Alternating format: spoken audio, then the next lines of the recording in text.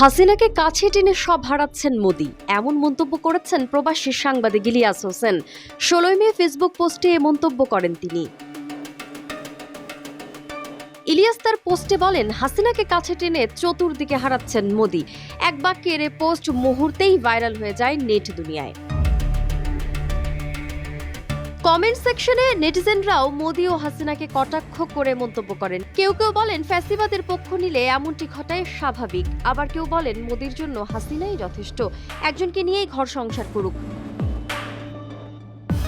কেউ আবার লিখেছেন মোদির গদি থাকবে না। সম্প্রতি কাশ্মীর ইস্যুতে তুঙ্গে ভারত পাকিস্তান উত্তেজনা আন্তর্জাতিক সংবাদ মাধ্যমের প্রতিবেদন বিশ্লেষণে অনেকটাই পরিষ্কার, এ সংঘাতে পাওয়ার চেয়ে অনেক বেশি হারিয়েছে ভারত।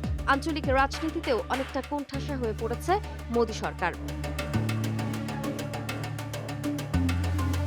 পাকিস্তানের সঙ্গে বিরোধ না মিটতে অরুণাচল নিয়ে চীনের সঙ্গেও দ্বন্দ্বে জড়িয়েছে দক্ষিণ এশিয়ার পরাশক্তি খ্যাত ভারত। নেপাল, ভুটান, মালদ্বীপের সঙ্গেও কমেছে সখ্যতা। আর ক্ষমতাচ্যুত শেখ হাসিনাকে আশ্রয় দিয়ে কূটনৈতিক বিবাদ বাড়িয়ে চলেছে বাংলাদেশের সঙ্গে।